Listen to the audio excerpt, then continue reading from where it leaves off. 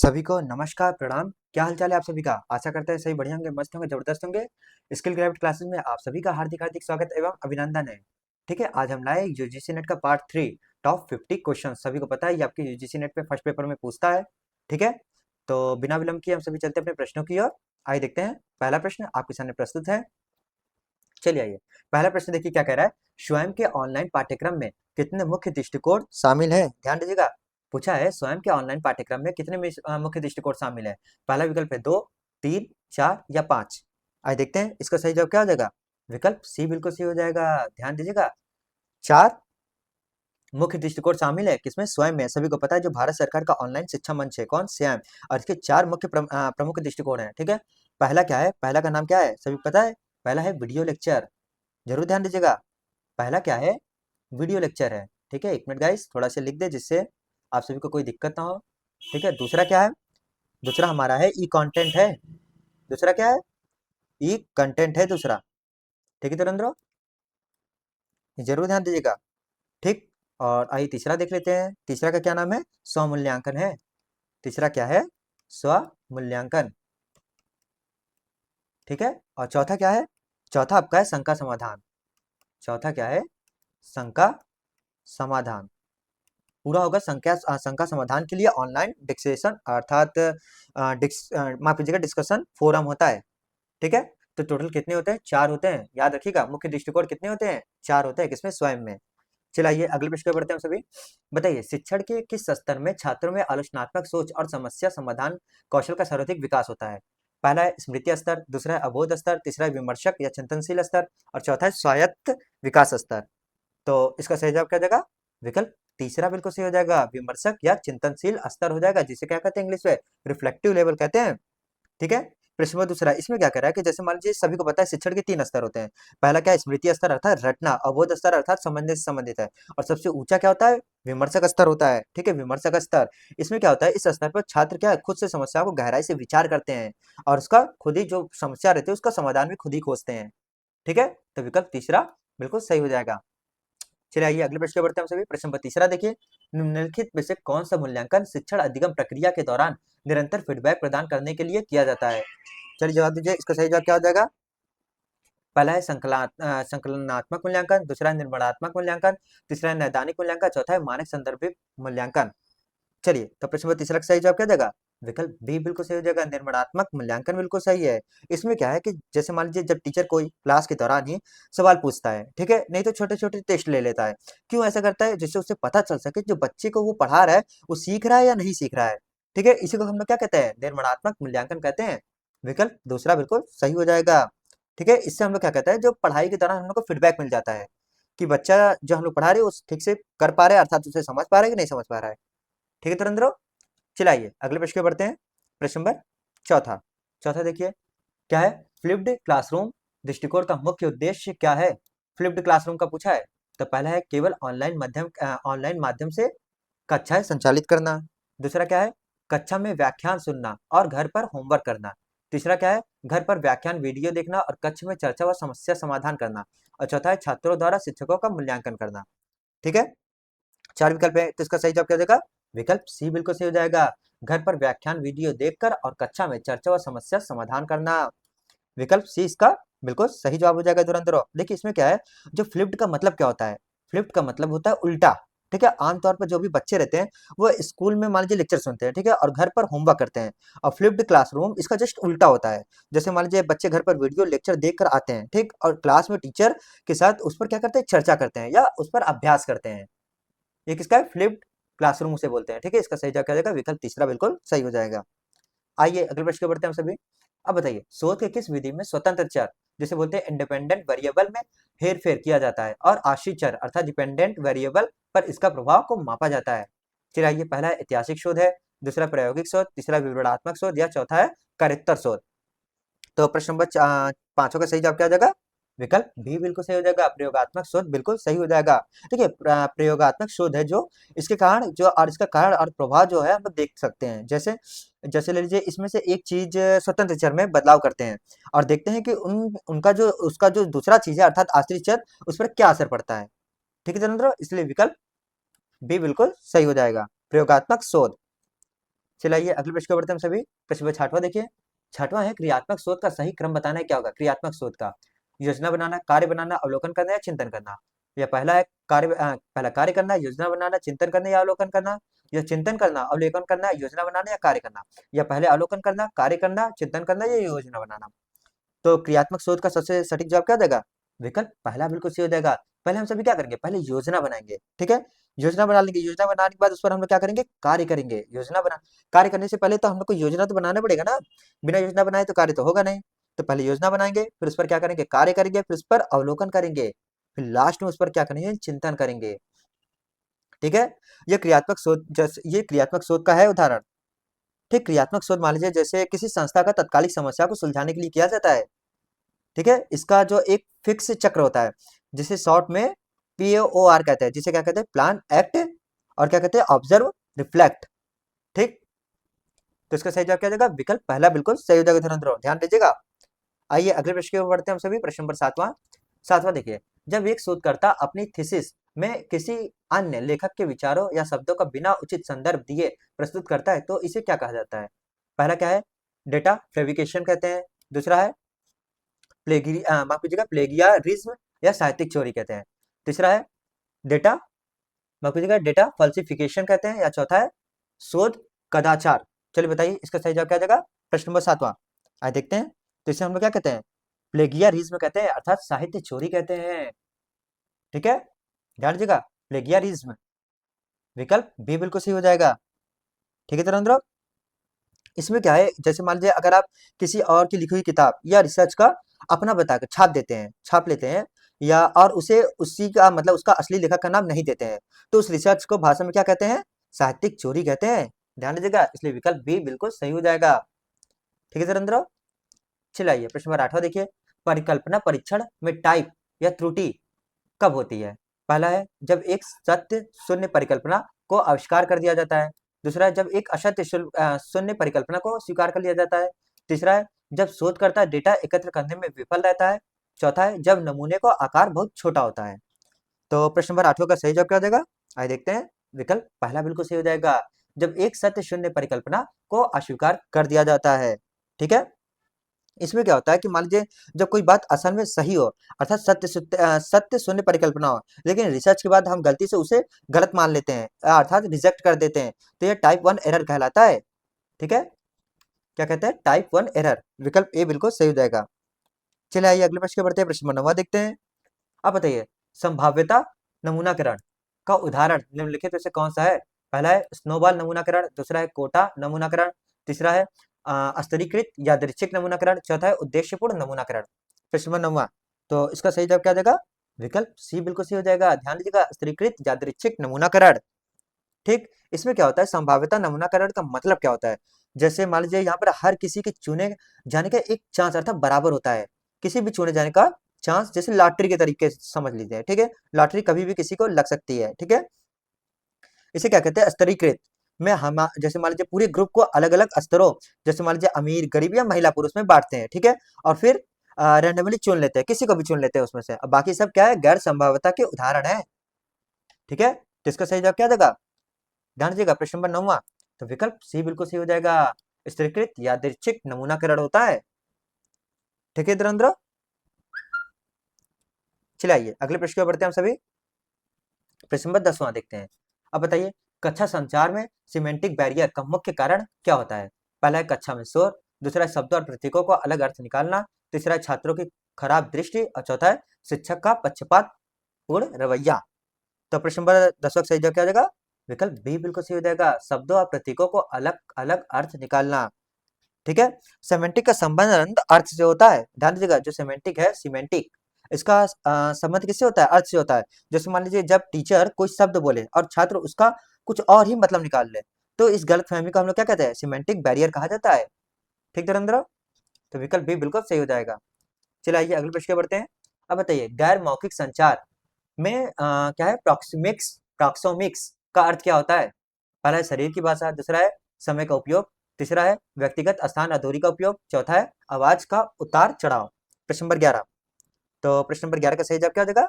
विकल्प सी बिल्कुल सही हो जाएगा, व्यक्तिगत स्थान और दूरी का उपयोग, ठीक है। इसमें क्या है? जो संचार में बिना बोले भी बहुत कुछ कहा जा सकता है। इसे हम लोग क्या कहते हैं, माफ कीजिएगा, प्रॉक्सिमिक्स का मतलब, इसका प्रॉक्सिमिक्स का मतलब बातें करते समय आप क्या करते हैं, आप सामने वाले से कितनी दूरी पर खड़े हैं। जैसे मान लीजिए दोस्त के पास खड़े होते हैं, ठीक है, और बॉस जो है, बॉस से हम थोड़ी दूरी बनाकर बात करते हैं, इसी को हम लोग क्या कहेंगे, प्रॉक्सिमिक्स का मतलब, ठीक है। तो इसका सही जवाब क्या देगा, प्रश्न नंबर 11वां, विकल्प सी, व्यक्तिगत स्थान और दूरी का उपयोग करना। चलिए आइए प्रश्न नंबर 12 में चलते हैं हम सभी। जब संचार प्रक्रिया में प्रेषक और प्राप्तकर्ता दोनों एक साथ सूचना को आदान प्रदान करते हैं, तो इस कौन सा, माफ कीजिएगा, तो इसे कौन सा मॉडल कहा जाता है। पहला है रैखिक मॉडल, दूसरा है सैन वीवर मॉडल, तीसरा है संवादात्मक या लेन देन मॉडल, चौथा है अरस्तु का मॉडल। प्रश्न नंबर 12, तो इसका सही जवाब क्या देगा, विकल्प सी बिल्कुल सही हो जाएगा, संवादात्मक या लेन देन मॉडल होता है, ठीक है। इस मॉडल में जो होता है, भेजने और प्राप्त करने वाले दोनों ही एक समय में बात करते हैं और फीडबैक देते हैं। जैसे मान लीजिए टेलीफोन पर बात करना और आमने सामने की गपशप, ये सभी क्या है, संवादात्मक लेन देन मॉडल, ठीक है। तो परमक सही जवाब क्या देगा, विकल्प सी बिल्कुल सही हो जाएगा। आइए अगले प्रश्न की ओर बढ़ते हैं हम सभी, प्रश्न नंबर 13 देखते हैं। बताइए, ग्रेप वाइन संचार किस प्रकार का संचार का उदाहरण है।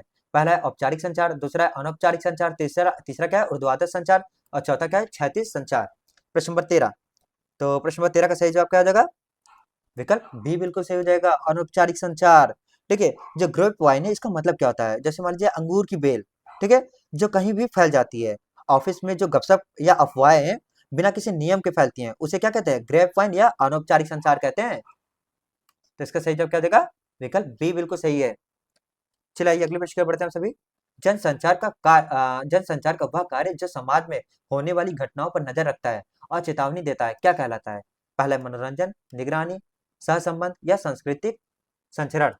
प्रश्न नंबर 14, तो इसका सही जवाब क्या हो जाएगा, विकल्प बी बिल्कुल सही हो जाएगा, निगरानी। ठीक है, मीडिया का बड़ा काम क्या है, समाज में नजर रखना, ठीक है।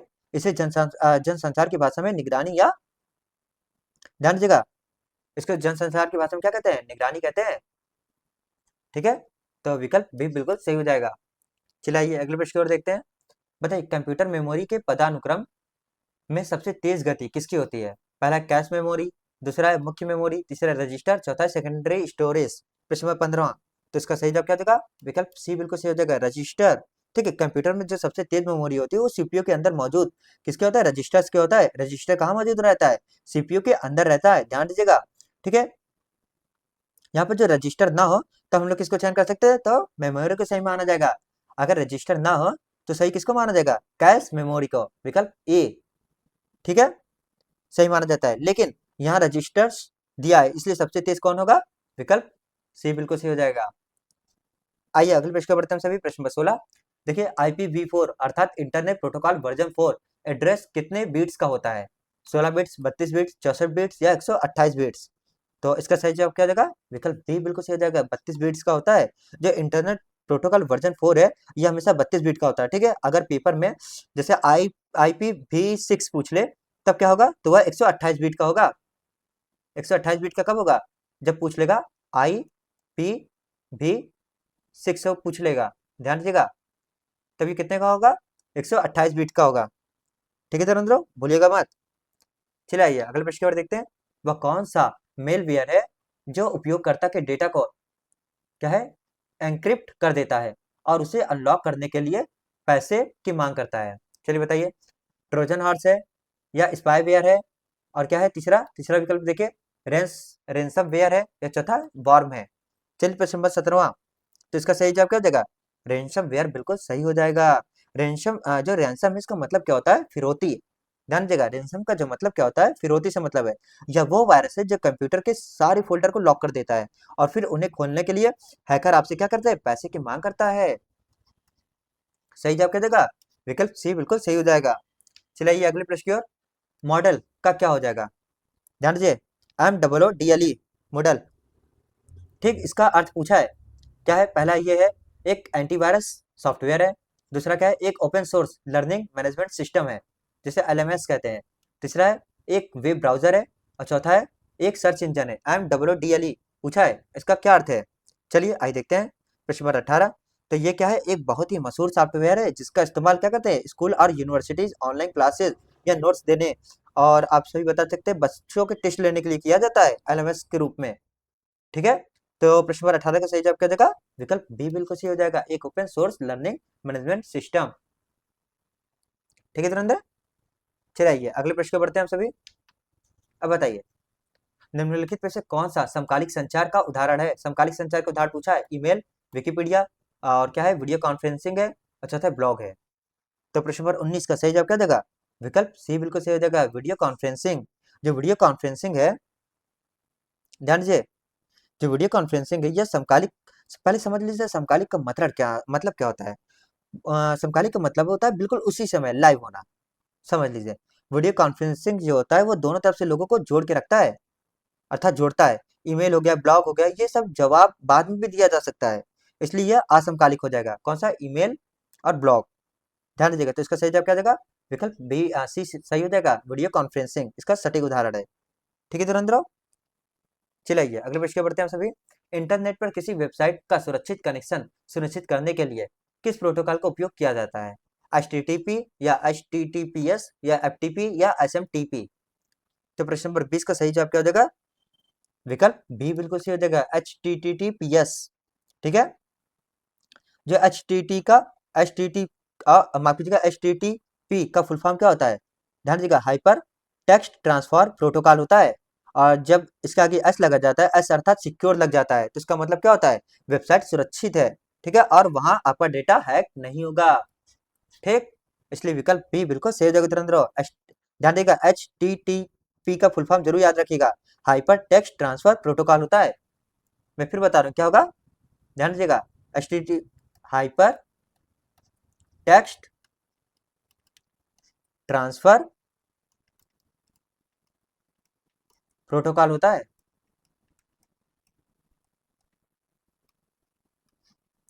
ठीक है, और एस जो लगता है वो सिक्योर के लिए लगता है, जब डाटा क्या है, जो वेबसाइट है वो सुरक्षित हो जाता है। ठीक है, चलिए अगले प्रश्न पे बढ़ते हैं सभी।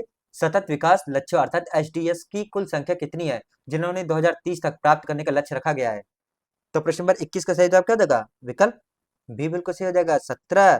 ठीक है, संयुक्त राष्ट्र ने दुनिया को बेहतर बनाने के लिए 17 सतत विकास लक्ष्य, जिससे हम लोग क्या कहते हैं, माफ कीजिएगा, सस्टेनेबल डेवलपमेंट गोल्स अर्थात SDG तय किए हैं, जिन्हें 2030 तक पूरा करने के लिए निश्चित किया गया है। ठीक है, इसका मुख्य नारा क्या है? गरीबी हटाना और अच्छी शिक्षा आदि इससे संबंधित है। ध्यान दीजिएगा, सस्टेनेबल है इसका सही अर्थ। ठीक है धुरंधर, डेवलपमेंट गोल्स। आइए अगले प्रश्न पे बढ़ते हैं हम सभी। अब बताइए, क्योटो प्रोटोकॉल है, इसका मुख्य रूप से किस वैश्विक पर्यावरण मुद्दे से संबंधित है? पहला, ओजोन परत का क्षरण, दूसरा है ग्रीन हाउस गैसों का उत्सर्जन कम करना, तीसरा है खतरनाक कचरे की सीमा का, माफ कीजिएगा, सीमा पार संचालन संचलन, और चौथा है जैव विविधता विविधता का संचरण।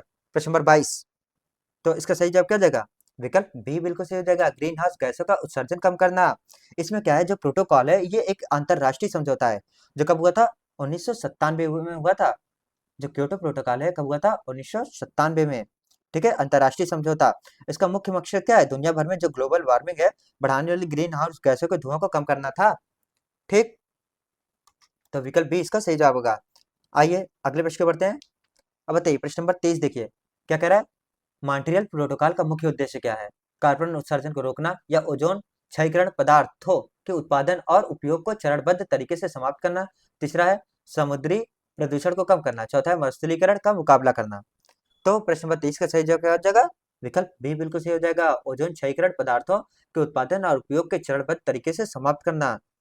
ठीक है, विकल्प बी। जो मॉन्ट्रियल प्रोटोकॉल है, सबसे पहले पर्यावरण संधियों में से एक है। ठीक है, यह उन गैसों जैसे सीएफसी गैस सभी को पता ही होगा, को रोकने के लिए बनाया गया था, जो हमारी पृथ्वी की सुरक्षा छतरी यानी ओजोन परत को नुकसान पहुंचाती थी। सबसे ज्यादा ओजोन परत को नुकसान कौन पहुंचाती है? सीएफसी गैस है। ठीक है, क्लोरोफ्लोरोकार्बन। ठीक है, चलिए आइए अगले प्रश्न पे बढ़ते हैं। तो इसका सही जवाब क्या देगा? विकल्प बी बिल्कुल सही जगह धुरंधर हो।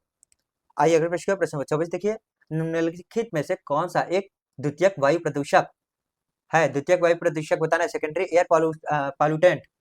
पहला है सल्फर डाइऑक्साइड, दूसरा है कार्बन मोनोऑक्साइड, तीसरा ओजोन, चौथा है पार्टिकुलेट मैटर। चलिए आइए, इसका सही जवाब क्या देगा? प्रश्न नंबर 24 का सही जवाब है विकल्प सी, ओजोन, O3। ठीक है, जो प्रदूषक सीधे फैक्ट्रियों या गाड़ियों से निकलते हैं, जैसे कार्बन डाइऑक्साइड, सल्फर डाइऑक्साइड, उन्हें प्राथमिक प्रदूषक कहते हैं। ठीक है, लेकिन जब ये प्रदूषक हवा में जाकर धूप के साथ रिएक्शन करके नया जहर बनाते हैं तो उसे द्वितीयक प्रदूषक कहते हैं। ठीक है, जैसे ओजोन जमीन के स्तर वाली, ठीक है, इस तरह बनती है। सही जवाब क्या देगा? विकल्प सी बिल्कुल सही हो जाएगा। ठीक है धीरेन्द्र, तो प्रश्न नंबर 24 का विकल्प सी। आइए अगले प्रश्न पे बढ़ते हैं।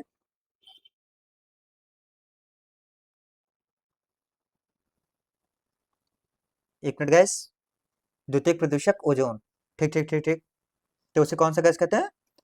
द्वितीयक प्रदूषक कहते हैं। ओजोन इसी तरह बनती है। आइए अगले प्रश्न की ओर देखते हैं हम सभी। विश्व स्वास्थ्य संगठन के अनुसार आवासीय क्षेत्रों में दिन के समय ध्वनि का अनुमेय स्तर कितना होना चाहिए? 45 डीबी या 55 डीबी या 65 या 75? चलिए आइए देखते हैं प्रश्न नंबर 25। तो इसका सही जवाब क्या हो जाएगा? विकल्प बी बिल्कुल सही हो जाएगा, 55 डीबी। ठीक है, जो विश्व स्वास्थ्य संगठन अर्थात WHO है के नियम के अनुसार जहां हम रहते हैं जैसे आवासीय क्षेत्र, वहां दिन के समय शोर 55 डेसिबल से ज्यादा नहीं होना चाहिए, वरना वो क्या है, हमारे स्वास्थ्य के लिए हानिकारक होता है। ठीक है धीरेन्द्र, इसलिए इसका जवाब विकल्प बी बिल्कुल सही हो जाएगा। आइए अगले प्रश्न पे बढ़ते हैं सभी। अंतरराष्ट्रीय सौर गठबंधन का मुख्यालय कहाँ स्थित है? Paris France, Geneva Switzerland, Gurugram Bharat या नैरोबी केन्या? प्रश्न नंबर 26, तो इसका सही जवाब क्या हो जाएगा? विकल्प सी सही हो जाएगा, गुरुग्राम भारत में। अंतरराष्ट्रीय सौर संगठन अर्थात ISA की शुरुआत भारत और फ्रांस ने मिलकर की थी। ठीक है, किसने? भारत और फ्रांस ने मिलकर की थी। इसका मुख्यालय भारत के हरियाणा राज्य के गुरुग्राम में स्थित है। कहाँ पर? हरियाणा में, हरियाणा के गुरुग्राम में। ठीक है धीरेन्द्र, विकल्प सी इसका सही जवाब होगा। आइए अगले प्रश्न की ओर। निम्नलिखित में से कौन सी जल जनित बीमारी बैक्टीरिया के कारण होती है? पहला है मलेरिया, हैजा, डेंगू या हेपेटाइटिस ए? प्रश्न नंबर 27, तो इसका सही जवाब क्या देगा? विकल्प बी बिल्कुल सही हो जाएगा, हैजा। ध्यान दीजिएगा, हैजा जो है वो गंदे पानी या दूषित भोजन से फैलने वाली बीमारी है और यह विब्रियो कैलोरी नामक बैक्टीरिया की वजह से होता है। मलेरिया और डेंगू मच्छर से फैलती है। ठीक है, तो इसका सही जवाब क्या देगा? विकल्प बी बिल्कुल सही हो जाएगा धनंजय। चलिए आइए अगले प्रश्न की ओर बढ़ते हैं। जलवायु परिवर्तन पर राष्ट्रीय कार्य योजना के अंतर्गत कितने राष्ट्रीय मिशन शामिल हैं? 6, 8, 10, 12? चलिए देखते हैं प्रश्न नंबर 28। तो इसका सही जवाब क्या देगा? विकल्प बी बिल्कुल सही हो जाएगा, 8 शामिल है। जो जलवायु परिवर्तन से निपटने के लिए भारत सरकार ने राष्ट्रीय कार्य योजना में कुल 8 राष्ट्रीय मिशन शामिल है, जिसमें उदाहरण के तरीके से आप ले सकते हैं सोलर मिशन, जल मिशन, हरित भारत मिशन। ठीक है, यही सभी शामिल है, कुल मिलाकर ऐसे 8 हैं। चलिए अगले प्रश्न को बढ़ते हैं। प्रश्न नंबर 29 देखिए, प्राचीन भारत में उच्च शिक्षा का प्रमुख केंद्र तक्षशिला किसके लिए सबसे अधिक प्रसिद्ध था? बौद्ध दर्शन के लिए, चिकित्सा और सैन्य के विज्ञान के लिए, कृषि विज्ञान के लिए या केवल ललित कलाओं के लिए? तो प्रश्न नंबर 29 का सही जवाब क्या देगा? विकल्प बी बिल्कुल सही हो जाएगा, चिकित्सा, आयुर्वेद और सैन्य विज्ञान के लिए। तक्षशिला का पूछा था, ध्यान दीजिएगा। जो प्राचीन काल में जो तक्षशिला है वह पूरे विश्वविद्यालय, जो विश्वविद्यालय पूरी दुनिया में आयुर्वेद से संबंधित था, पढ़ाई के लिए मशहूर था। ठीक है, महान वैद्य जीवक ने यहीं से पढ़ाई की थी, जीवक। ठीक है, और यहाँ धनुर्विद्या और सैन्य विज्ञान भी सिखाया जाता है, किसमें? तक्षशिला में। चलाइए अगले प्रश्न पे बढ़ते हैं। अब बताइए, राष्ट्रीय शिक्षा नीति NEP 2020 के अनुसार स्कूल शिक्षा के लिए नया ढांचा क्या है? 10+2, 5+3+3+4 या 5+4+3+2 या 8+4+2+1? तो प्रश्न नंबर 30 का सही जवाब क्या देगा? विकल्प बी बिल्कुल सही हो जाएगा, 5+3+3+4। ठीक है, जो नई शिक्षा नीति है ने पुराने 10+2 के सिस्टम को हटाकर 5+3+3+4 का नया ढांचा लागू किया है। विकल्प बी इसका सही जवाब होगा। ठीक है, ध्यान दीजिए, इसमें क्या है, 5 साल फाउंडेशनल और 3 साल क्या है, प्रिपरेटरी है। 3 साल प्रिपरेटरी और 3 साल मिडल है और 4 साल सेकेंडरी स्टेज के हैं। ठीक धीरेन्द्र, चलाइए अगले प्रश्न बढ़ते हैं सभी। विश्वविद्यालय अनुदान आयोग की स्थापना किस आयोग समिति की सिफारिश पर की गई थी? कोठारी आयोग, और दूसरा क्या है, मुदलियर आयोग, तीसरा है डॉक्टर एस राधाकृष्णन आयोग, चौथा है हंटर आयोग। चलिए चयन कीजिए। प्रश्न नंबर 31 का सही जवाब क्या देगा? विकल्प सी बिल्कुल सही हो जाएगा, डॉक्टर एस राधाकृष्णन आयोग, विश्वविद्यालय शिक्षा आयोग। ध्यान दीजिएगा, प्रश्न नंबर 31 का सही जवाब क्या देगा? विकल्प सी। जो आजादी के बाद 1948 में डॉक्टर सर्वपल्ली राधाकृष्णन की अध्यक्षता में विश्वविद्यालय शिक्षा आयोग बना था, सभी को पता होगा। और इस आयोग ने भारत में UGC विश्वविद्यालय अनुदान आयोग बनाने की सिफारिश की थी, किसने? डॉक्टर एस राधाकृष्णन आयोग ने। ठीक है चंद्र, सही जवाब क्या हो जाएगा? विकल्प सी इसका उत्तम जवाब है। आइए अगले प्रश्न पर बढ़ते हैं। भारत का पहला मुक्त विश्वविद्यालय कौन सा है? पहला इंदिरा गांधी राष्ट्रीय मुक्त विश्वविद्यालय, दूसरा है बी आर अम्बेडकर मुक्त विश्वविद्यालय हैदराबाद, तीसरा है यशवंत राव यशवंतराव चौहान चौहान महाराष्ट्र मुक्त विश्वविद्यालय। और चौथा है नेताजी सुभाष मुक्त विश्वविद्यालय। चलिए जब ये प्रश्न नंबर 32, तो इसका सही जवाब क्या देगा? विकल्प बी बिल्कुल हो जाएगा, बी आर अम्बेडकर मुक्त विश्वविद्यालय हैदराबाद। ठीक है, भारत में डिस्टेंस एजुकेशन के लिए पहला ओपन विश्वविद्यालय कौन सा था? 1982 में हैदराबाद में खोला गया था, जिसका नाम क्या था? डॉक्टर बी आर अम्बेडकर मुक्त विश्वविद्यालय। ठीक है, जो इग्नो है वो इसके बाद 1985 में बना था, इंदिरा गांधी वाला। ठीक, तो विकल्प भी बिल्कुल सही हो जाएगा धुरंधर। आइए अगले प्रश्न की बढ़ते हैं सभी। प्रश्न 33, जो डीम टू बी यूनिवर्सिटी का दर्जा किसके द्वारा प्रदान किया जाता है? पहला शिक्षा मंत्रालय, भारत के राष्ट्रपति, राज्य सरकार या AICTE। प्रश्न 33, तो प्रश्न 33 का सही जवाब क्या हो जाएगा? विकल्प ए बिल्कुल सही हो जाएगा, शिक्षा मंत्रालय। यूजीसी की सलाह पर शिक्षा मंत्रालय करता है। देखिए, किसी भी अच्छे संस्थान का जैसे डीम्ड यूनिवर्सिटी का दर्जा भारत सरकार के शिक्षा मंत्रालय देता है, लेकिन ऐसा यूजीसी की सिफारिश और सलाह के आधार पर ही किया जाता है। ठीक है, तो विकल्प ए बिल्कुल सही हो जाएगा धर्मेंद्र। चलिए आइए अगले प्रश्न बढ़ते हैं सभी। NIRF अर्थात national institutional ranking framework ranking में किस पैरामीटर को शामिल नहीं किया जाता है? पहला शिक्षण शिक्षा और संसाधन TLR, या अनुसंधान और व्यावसायिक अभ्यास RPC, या छात्रों के लिए राजनीतिक संबद्धता जिसे क्या कहते हैं पॉलिटिकल अफिलिएशन, चौथा है धारणा। चलिए बताइए, या प्रिस्क्रिप्शन। प्रश्न 34, तो इसका सही जवाब क्या देगा? विकल्प सी, छात्रों की राजनीतिक संबद्धता बिल्कुल सही हो जाएगा। ठीक है, जो NIRF है वो भारत में कॉलेज को रैंकिंग तय करता है और वह पढ़ाई, रिसर्च, प्लेसमेंट और धारणा देखता है। ठीक है, लेकिन कॉलेज में कौन सी राजनीतिक पार्टी सक्रिय है इसका रैंकिंग का कोई लेना देना नहीं होता। ठीक है धीरेन्द्र, तो सही जवाब क्या देगा?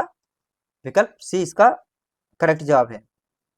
चलिए आइए अगले प्रश्न की ओर बढ़ते हैं। प्रश्न नंबर 35 देखिए, उच्च शिक्षा में रूषा का पूर्ण रूप क्या है? RUSA रूषा बताना है। पहला है राष्ट्रीय विश्वविद्यालय शिक्षा अभियान, दूसरा है राष्ट्रीय उच्चतर शिक्षा अभियान, तीसरा है रूरल अर्बन शिक्षा अभियान, चौथा है राष्ट्रीय उन्नत शिक्षा संघ। प्रश्न नंबर 35, तो प्रश्न नंबर 35 का सही जवाब क्या देगा? विकल्प बी बिल्कुल सही हो जाएगा, राष्ट्रीय उच्चतर शिक्षा अभियान। ठीक है, इसमें क्या है, जो रूषा है वो केंद्र सरकार की एक योजना है जिसे 2000 कब शुरू किया था? 2013 में। ध्यान दीजिएगा, इसका पूरा नाम क्या है? राष्ट्रीय उच्चतर शिक्षा अभियान है। इसका उद्देश्य क्या है? राज्यों की यूनिवर्सिटी जितनी है और कॉलेजों को फंडिंग देना है।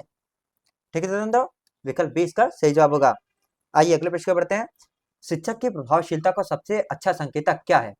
पहला है शिक्षक की उच्च शैक्षणिक योग्यता, दूसरा है शिक्षक का अनुभव, तीसरा है छात्रों को सीखने के परिणाम, चौथा है कक्षा में अनुशासन बनाए रखना। तो प्रश्न नंबर 36 का सही जवाब क्या देगा? विकल्प सी बिल्कुल सही हो जाएगा, छात्रों के सीखने के परिणाम। ठीक है चंद्र, विकल्प सी। इसमें क्या है, एक टीचर कितना अच्छा है यह उसकी डिग्री से नहीं बल्कि इस बात पर तय करता है कि उसको पढ़ाने के बाद छात्रों ने कितना सीखा है और उनके जीवन में उनके अंदर क्या बदलाव आया है। ठीक है, इसलिए विकल्प सी बिल्कुल सही हो जाएगा धुरंधर। आइए अगले प्रश्न की ओर। 37 देखिए, शोध में गुणात्मक दृष्टिकोण की विशेषता क्या है? पहला, यह संख्यात्मक डेटा पर आधारित निर्भर करता है, अत्यधिक निर्भर करता है। ठीक है, दूसरा है यह निर्गुणात्मक तर्क पर आधारित है, तीसरा यह गहराई से अर्थ और मानव अनुभव को समझने पर केंद्रित है, और चौथा है इसका उद्देश्य बड़े पैमाने पर सामान्यीकरण करना है। प्रश्न नंबर 37, तो इसका सही जवाब क्या देगा? विकल्प सी बिल्कुल सही हो जाएगा, यह गहराई से अर्थ और मानव अनुभव को समझने पर केंद्रित होता है। ठीक है धीरेन्द्र, विकल्प सी। देखिए, गुणात्मक सोच नंबरों या गणित पर नहीं चलता है, यह लोगों के अनुभव, उनकी भावनाओं या किसी घटना के पीछे के कारण को गहराई से समझने की कोशिश करता है। ठीक धीरेन्द्र, तो विकल्प इसका सी बिल्कुल सटीक जवाब है। आइए अगले प्रश्न की ओर। मेटा कम्युनिकेशन से तात्पर्य क्या है? मशीनों के बीच संचार, या संचार के बारे में संचार, या अत्यधिक संचार, माफ कीजिएगा आध्यात्मिक संचार, या अजनबियों के साथ संचार। प्रश्न नंबर 38, तो इसका सही जवाब क्या देगा? संचार के बारे में संचार, जिसे कहते हैं कम्युनिकेशन अबाउट कम्युनिकेशन। विकल्प बी इसका सही जवाब होगा। जो मेटा का मतलब क्या होता है, जैसे मान लीजिए किसी चीज के बारे में, वह चीज किसी के बारे में वही चीज। ध्यान दीजिएगा, मेटा का मतलब क्या होता है? किसी चीज के बारे में वही चीज।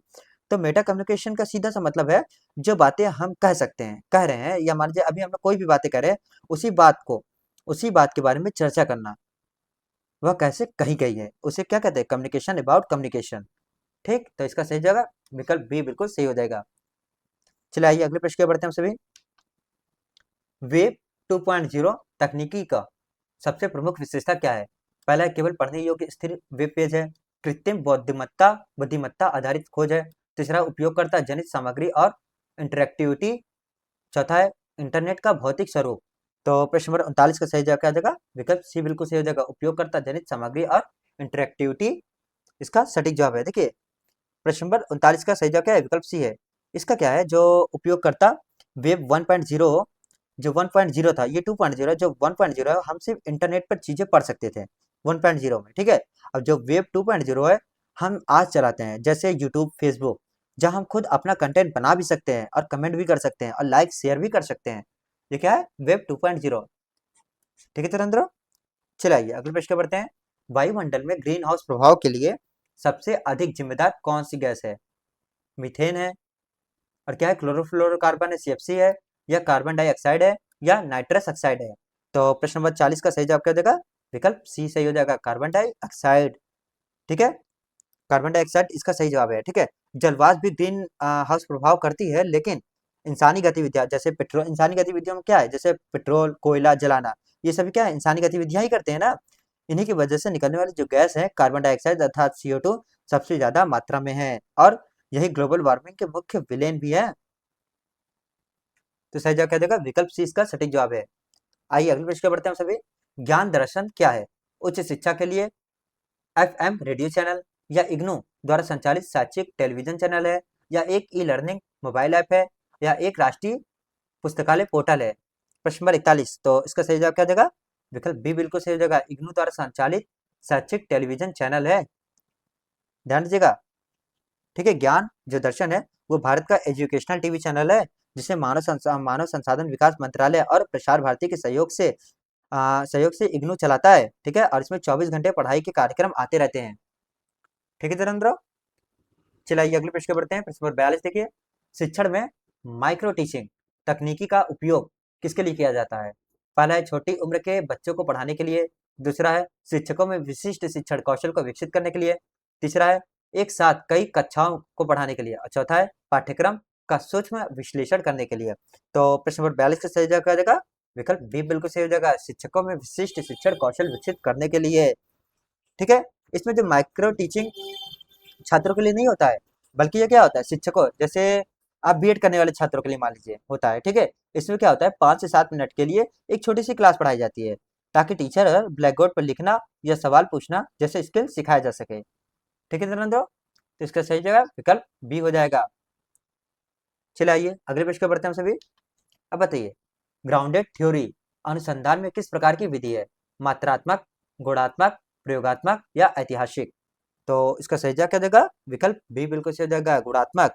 देखिए जो ग्राउंड थियरी है एक ऐसा मतलब रिसर्च तरीका है जहां पर हम लोग पहले क्या कहते हैं? कोई परिकल्पना जैसे हाइपोथेसिस लेकर नहीं चलते हैं, हम डेटा इकट्ठा करते हैं और उसे डेटा के अंदर एक नई सिद्धांत पैदा करते हैं। यह क्या है? गुणात्मक शोध का हिस्सा है, ठीक है धुरंधरो। आइए अगले प्रश्न पर बढ़ते हैं। देखिए प्रश्न नंबर 44 है। जब संसार में प्रेषक और प्राप्तकर्ता की सांस्कृतिक पृष्ठभूमि अलग अलग होती है, तो इसे किस प्रकार की बाधा माना जाता है? पहला है भौतिक बाधा, दूसरा है तकनीकी बाधा, तीसरा है सांस्कृतिक बाधा, चौथा है भाषागत बाधा। तो प्रश्न नंबर 44 का सही जवाब क्या देगा? विकल्प सी बिल्कुल सही हो जाएगा, सांस्कृतिक बाधा इसका सटीक जवाब है। देखिए जब दो लोग हैं, मान लीजिए अलग अलग अलग देश से संबंधित है, ठीक है, या मान लीजिए अलग अलग समाज से संबंधित है, और तब उनके रीति रिवाज जो परंपराएं हैं और बात करने के तरीके हैं वो सभी क्या हो जाते हैं? अलग अलग हो जाते हैं। इससे क्या होता है? बार बार गलत फहमी हो जाती है, जिससे संचार में सांस्कृतिक बाधा कहा जाता है, ठीक है। विकल्प सी इसका सही जवाब है। आइए अगले प्रश्न पर बढ़ते हैं। निम्नलिखित में से कौन सा इनपुट डिवाइस नहीं है? OMR, या MICR जिसे बोलते हैं मैग्नेटिक इंक कैरेक्टर क्या है? रिकग्निशन, ठीक है। OMR क्या है? ऑप्टिकल मार्क रीडर है, और प्लॉटर है तीसरा, और चौथा क्या है? बारकोड रीडर है। चलो जवाब दीजिए प्रश्न नंबर 45, तो इसका सही जवाब क्या देगा? प्लॉटर इसका सही जवाब हो जाएगा, विकल्प तीसरा। देखिए जो OMR है और क्या है? MICR और बारकोड रीडर, ये तीनों क्या है? मशीन के अंदर डेटा डालने का काम करते हैं। लेकिन जो प्लॉटर है ये क्या है? एक बड़े प्रिंटर की तरह होता है, जो बड़े बड़े नक्शे या बैनर छापता है, इसलिए यह एक आउटपुट डिवाइस है। कौन? प्लॉटर। बाकी तीनों क्या है? इनपुट का काम करते हैं, ठीक है। आउटपुट का काम कौन करता है? तो प्लॉटर है। आइए अगले प्रश्न पर बढ़ते हैं। अब बताइए, ओजोन परत वायुमंडल में किस परत में पाई जाती है? क्षोभ मंडल, समताप मंडल, मध्यम मंडल, या वायुमंडल? तो इसका सही जवाब क्या देगा? प्रश्न नंबर 46, ध्यान दीजिएगा, विकल्प बी बिल्कुल सही हो जाएगा, समताप मंडल। हमारी पृथ्वी को सभी को पता है कि सूरज की खतरनाक जो अल्ट्रावाइट आते हैं, यूवी किरणें जिसे हम लोग कहते हैं, उसको बचाने का कार्य कौन करता है? ओजोन परत वायुमंडल करता है। और इसकी जो दूसरी लेयर है समताप मंडल में पाई जाती है ओजोन परत, ठीक है। वायुमंडल की दूसरी लेयर में अर्थात समताप मंडल में। चलिए अगले प्रश्न पे बढ़ते हैं। प्रश्न नंबर 47 देखिए, मैसिव ओपन ऑनलाइन कोर्स के संदर्भ में भारत का स्वदेशी प्लेटफॉर्म कौन सा है? बताइए, कोर्सिया है, इडेक्स है, या नेप्टल है, या माफ कीजिएगा यूडासिटी है। चलिए जवाब दीजिए। प्रश्न नंबर 47, इसका सही जवाब क्या देगा? 47 का विकल्प सी बिल्कुल सही है, स्वयं या एनपीटीईएल। ठीक है। MWCS अर्थात मुक्स का मतलब क्या होता है कि वो प्लेटफॉर्म जहां लाखों बच्चे एक साथ फ्री में ऑनलाइन पढ़ाई कर सके। ठीक है। जैसे उदाहरण के लिए ले लीजिए कोर्सिया। कोर्सिया जो है यह विदेश का है। भारत सरकार ने अपना खुद का स्वदेशी मुक्स बनाया, प्लेटफॉर्म बनाया, जिसका नाम स्वयं है। विकल्प सी इसका सही जवाब मिल जाएगा धुरंधर। चलिए आइए अगले प्रश्न पे बढ़ते हैं हम सभी। ब्लूम की टैक्सोनॉमी के संज्ञानात्मक डोमेन का उच्चतम स्तर कौन सा है? ठीक है। विश्लेषण है, मूल्यांकन है, सृजन है, या ज्ञान है? तो प्रश्न नंबर 48 का सही जवाब क्या देगा? विकल्प सी बिल्कुल सही हो जाएगा, सृजन। ठीक है। 2001 में जो ब्लूम की टैक्सोनॉमी को बदला गया था। कब? 2001 में। नए संशोधन के अनुसार जब निचले स्तर पर, याद रखना निचले स्तर सभी को पता है, मैंने बताया था, याद रखना। और सबसे ऊंचा स्तर क्या था? सबसे ऊंचा स्तर, स्तर पर कुछ नया बनाना या सृजन करना है। निचले स्तर पर क्या है? याद रखना। और सबसे ऊंचे स्तर पर कुछ नया बनाना या सृजन करना होता है। ठीक है। विकल्प इसका सी एकदम सही जवाब हो जाएगा। आइए अगले प्रश्न पर बढ़ते हैं हम सभी। अब बताइए, शोध में अनुदैर्ध्य अध्ययन का अर्थ क्या होगा? एक ही समय में विभिन्न समूहों का अध्ययन करना। दूसरा है समय के एक विस्तारित अवधि में एक ही विषय या समूह का अध्ययन करना। तीसरा है केवल ऐतिहासिक दस्तावेज का अध्ययन करना। चौथा है प्रयोगशाला में नियंत्रित अध्ययन करना। तो प्रश्न नंबर 49 का सही जवाब क्या देगा? विकल्प बी बिल्कुल सही हो जाएगा, समय की एक विस्तारित अवधि में एक ही विषय या समूह का अध्ययन करना बिल्कुल सही जवाब है। ठीक है। जो अनुदैर्ध्य है इसका मतलब क्या होता है? अनुदैर्ध्य का मतलब होता है लंबा। ठीक है। जब रिसर्चर जो होते हैं वो एक ही ग्रुप के लोगों पर कई सालों तक लगातार रिसर्च करता है। ठीक, जैसे उदाहरण के तरीके से आप ले लीजिए, आप उदाहरण ले सकते हैं बचपन से बुढ़ापे तक उनके बदलाव देखना। ठीक है, उसे हम लोग क्या कहते हैं? अनुदैर्ध्य अध्ययन कहते हैं। ठीक है धीरेन्द्र, ध्यान दीजिएगा। 49 का सही जवाब क्या जाएगा? विकल्प बी इसका सटीक जवाब है। चलिए आइए इस सेशन का अंतिम प्रश्न की ओर बढ़ते हैं सभी। भारत में तकनीकी शिक्षा का सर्वोच्च वैधानिक निकाय कौन सा है? बताने सभी को। एनसीटीई है, या बीसीआई है, या एआईसीटीई है, या आईसीएसएसआर है? प्रश्न नंबर 50 अंतिम प्रश्न, इसका सही जवाब क्या हो जाएगा? विकल्प सी बिल्कुल सही हो जाएगा, एआईसीटीई। ठीक है। भारत में इंजीनियरिंग मैनेजमेंट और फार्मेसी जैसे टेक्निक शिक्षा, जिसे क्या बोलते हैं? तकनीकी शिक्षा, टेक्निकल एजुकेशन के लिए बनाने और मान्यता देने की सबसे बड़ी संस्था है कौन सी? अखिल भारतीय तकनीकी शिक्षा परिषद, यानी एआईसीटीई। ध्यान दीजिएगा। तो इसका सही जवाब क्या हो जाएगा? विकल्प सी बिल्कुल सही हो जाएगा धुरंधर। ठीक है। तो रही है आप सभी के टोटल 50 प्रश्न। तो थैंक यू फॉर वॉचिंग। और ध्यान दीजिएगा, आपको किसी भी प्रश्न में कोई भी डाउट हो, कोई भी संशय हो, कि आपको लगे कि ये उत्तर गलत है, तो प्लीज कमेंट जरूर कीजिएगा। अगर सेशन अच्छा लगे तो प्लीज सेशन को लाइक और शेयर जरूर कीजिएगा। और हमें अंतिम में यह कमेंट करके जरूर बताइएगा आप सभी कि आपके 50 में कितने सही हैं और कितने गलत हैं। और किसी भी प्रश्न में या उत्तर में कोई भी डाउट हो तो आप लोग कमेंट जरूर करके बताइएगा हमें। ठीक है। आज के लिए सभी को नमस्कार, प्रणाम। मिलते हैं नए सेशन में नए प्रश्नों के साथ। जय हिंद सभी को, बाय बाय गाइस।